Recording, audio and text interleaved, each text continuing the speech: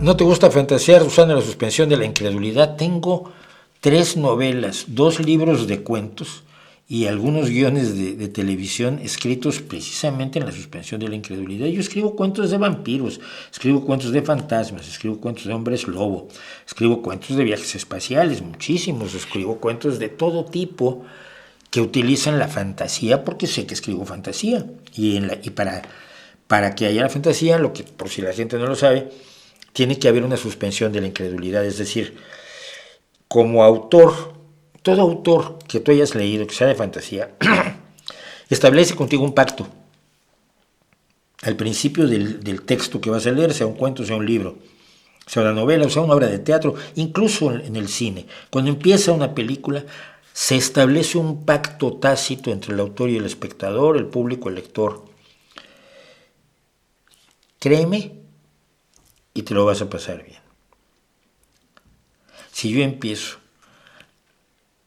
había una vez un cerdito al que le gustaba cantar rock clásico. Y tú me dices, Mauricio, por favor, los cerdos no cantan. Y si cantan, pues cantarían metal, no cantarían rock clásico. Si tú te pones así, si tienes la incredulidad y la racionalidad de frente a la hora de enfrentarte a una obra de fantasía, te lo vas a pasar muy mal, te vas a aburrir como una ostra, o no vas a tener el disfrute ni siquiera de la obra.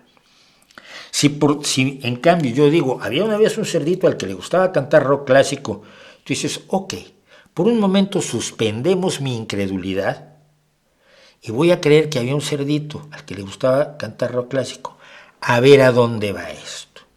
Había unos X-Men, había un vampiro, había un tipo el que hicieron con trozos de otro, había un detective que era maravilloso y se las sabía de todas, se llamaba Sherlock. Había un espía que era esplendoroso y vencía a todos los villanos y además tenía a todas las chicas, se llamaba James Bond. Había Superman, había Batman, había Daredevil, había Thor, había Iron Man. Suspendes tu incredulidad al comenzar tu relación con la obra de fantasía. Es indispensable. Y eso es la esencia de la fantasía. Yo he escrito ciencia ficción y fantasía muchísimo, escribí ciencia ficción y fantasía muchísimo durante muchísimos años, más de 20 años de mi vida los dediqué a eso.